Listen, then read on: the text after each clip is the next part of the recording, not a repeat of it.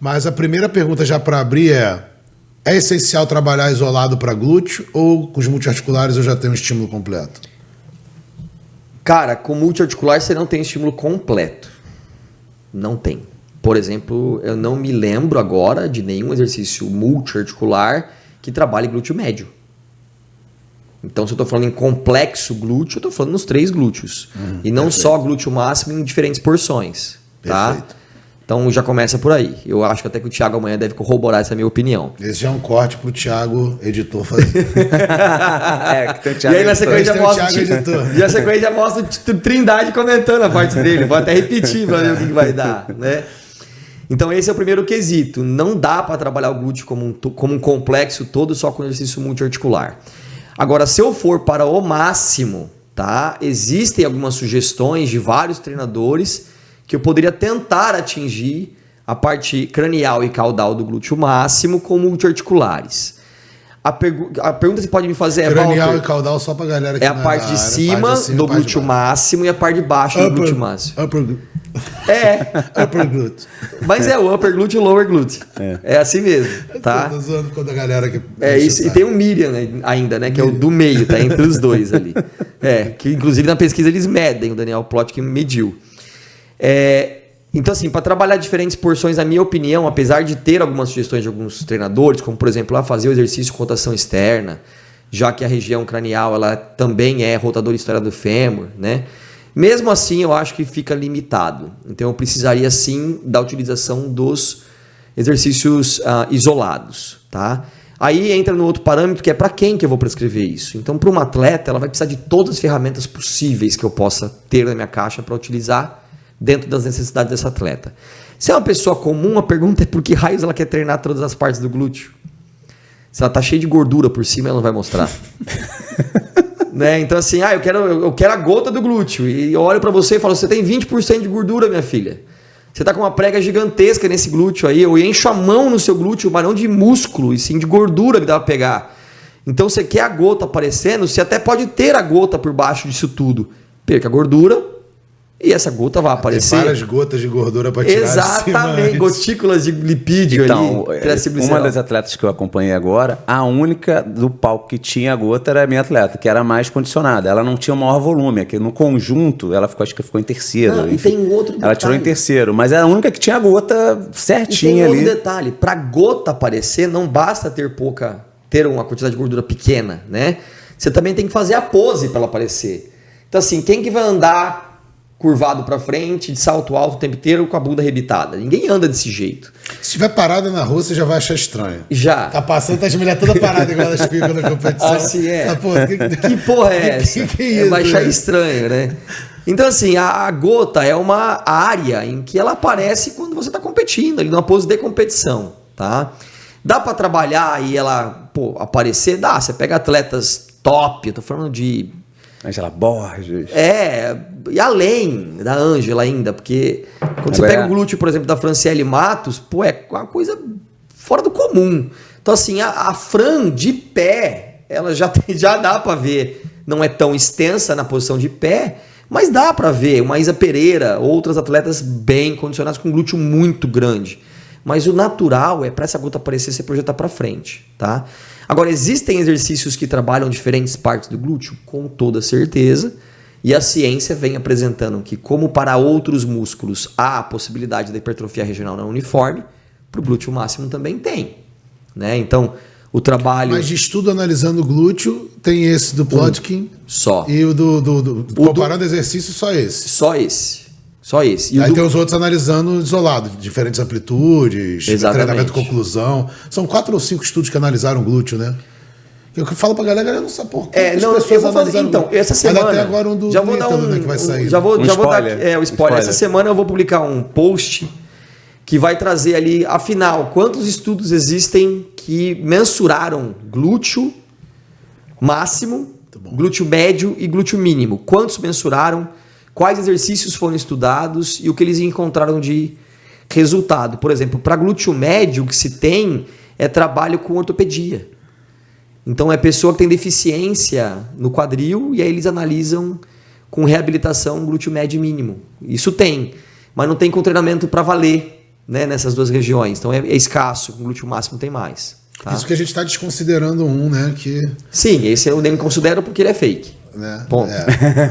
Ponto. Não, mas é engraçado porque aí você fala de hipertrofia de glúteo, as pessoas falam, mas quantos estudos? Mas compararam. Mas... Cara, eu falo, meu irmão, nem tem estudo com glúteo comparando exercício. Você nem sabe o que você está falando.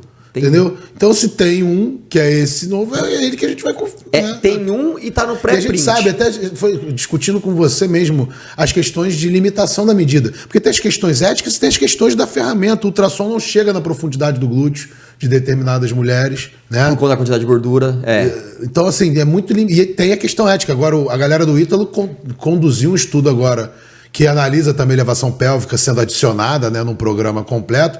E as mulheres todas, as mulheres que participavam do estudo eram avaliadas só por mulheres pesquisadoras.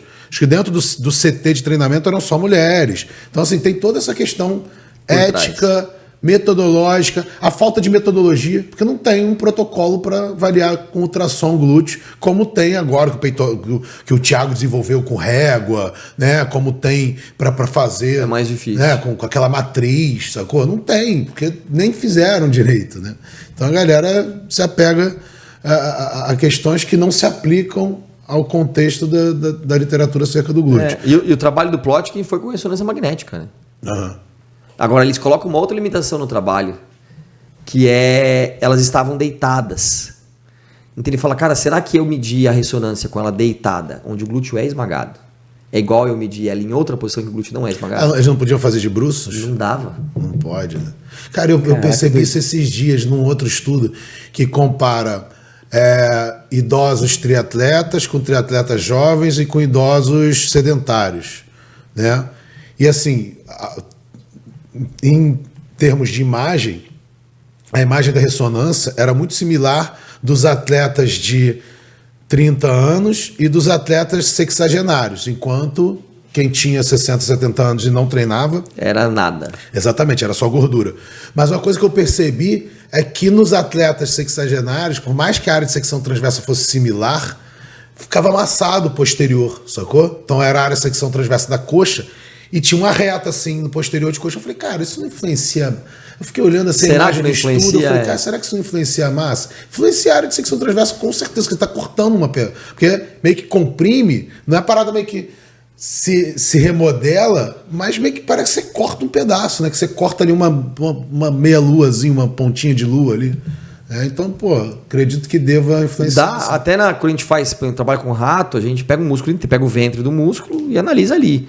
Então, dependendo de como você fizer a fixação e tudo mais, cara, fica artefato na lâmina e fica ruim para medir. Mesmo. Então, até nisso você tem que tomar cuidado. Que uma dúvida que surgiu, muita gente fala de elevação pélvica como isolado, né? Então, hoje eu considero ele como um isolado também. Você considera isolado? Com base nos dois trabalhos. Mas do Daniel e do Ítalo. Se mexe quadril e joelho? Não mexe quadril e joelho. Então, mas não é isolado. Tá, mas não é... É por causa do termo isolado. Deixa eu explicar só. Deixa eu só explicar o meu ponto de vista, até para não conflitar. Tem que explicar, senão vira coisa. Não, tem que explicar. Porque eu assumo que isolado é monoarticular.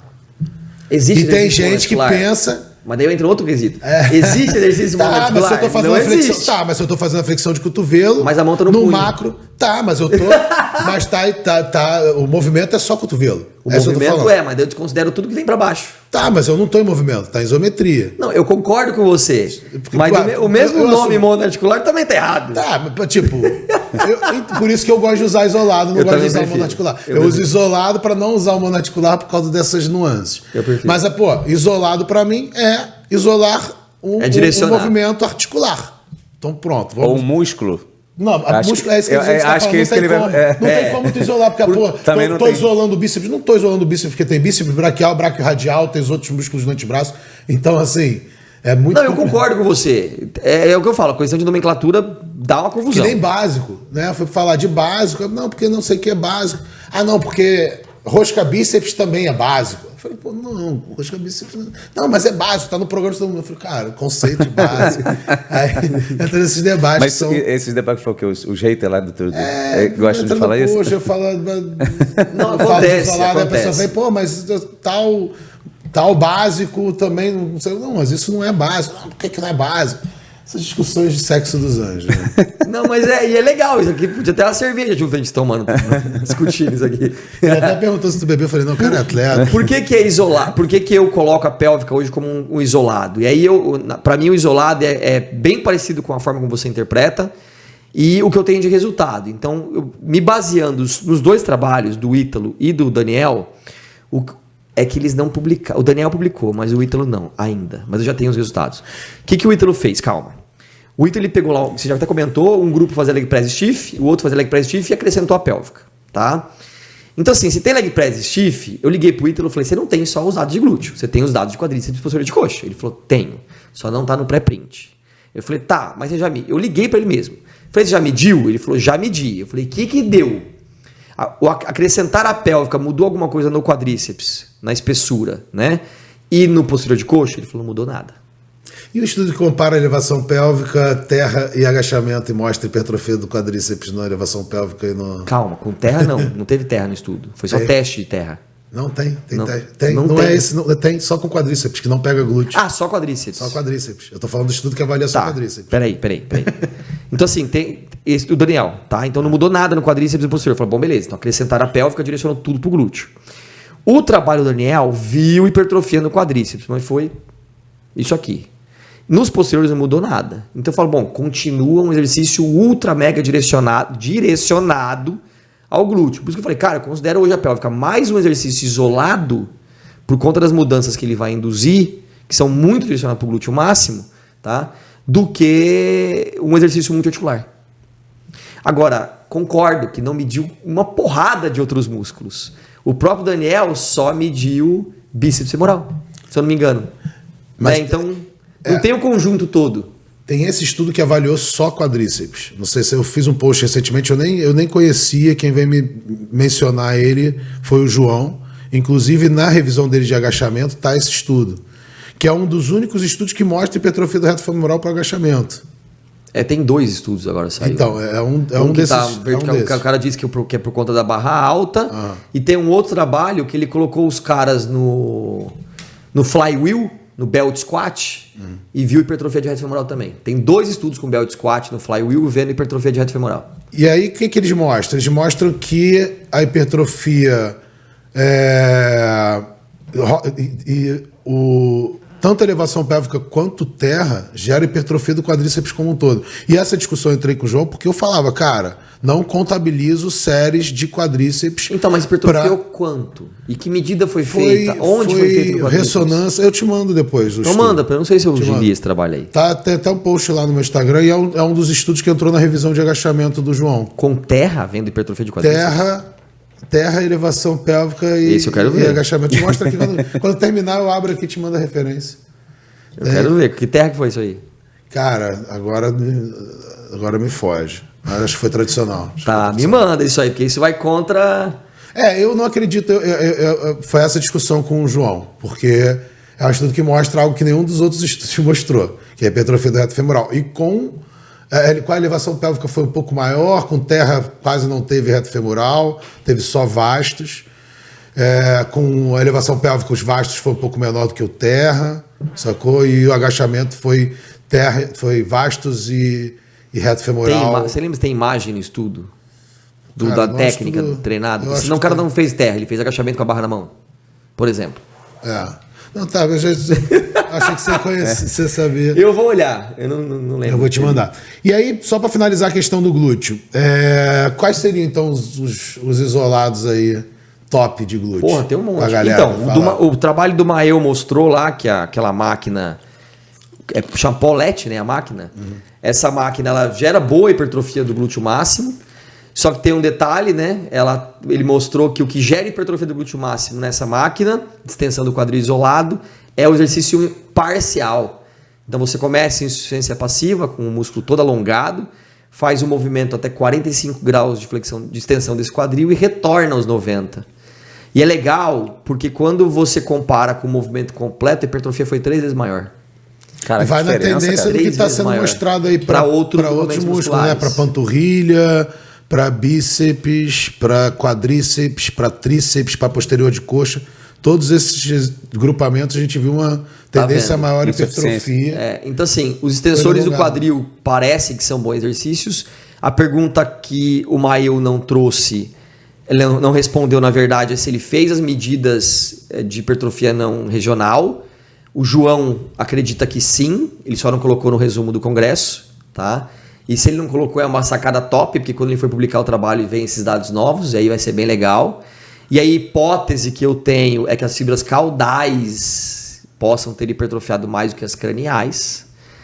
E aí vieram outras dúvidas se os exercícios isolados com caneleira, cabo teriam o mesmo efeito. Eu acho que não, tá? Mas é tudo por hipótese. Mas eu ainda considero como boas variações. Então, essa máquina ela tinha resistência dinâmica variável? Tinha um CAM? Eu acho que... Eu não lembro de cabeça não, tem que olhar o Você já viu os estudos que comparam medidas de bíceps entre Scott com polia... Não. Polia regular e polia irregular? Não. Cara, tem uma linha, eu te mando, tem uns 4 estudos dos mesmos, 3 estudos dos mesmos caras, e os caras fazem medida de dano, só não tinham medida de imagem. Mas eles fazem crônico, fazem medida de força, fazem medidas bioquímicas. Não, mas de hipertrofia tem? Não faz, faz circunferência, numa ele faz circunferência, não tem, isso que eu falei, eles não tinham a ferramenta. Porque o estudo é super elaborado, eles fizeram a máquina. Fizeram a máquina com a polia, tem todo o esquema das polias. Muito top, cara. Muito top. Topzera, foi pra vender. Mas assim, todas as medidas dão vantagem para a polia de raio variável. Né? Então, assim, esses exercícios seriam considerados. O exercício de extensão de quadril mais comum hoje em dia são as variações do cabo, né? E lógico, né? Os exercícios de abdutores tem que ter para trabalhar glúteo médio e mínimo. Então, e fibras craniais do glúteo máximo também. Download do podcast, o seu podcast na educação física. Se você curtiu esse corte, faça a inscrição no canal e ative o sininho para mais novidades.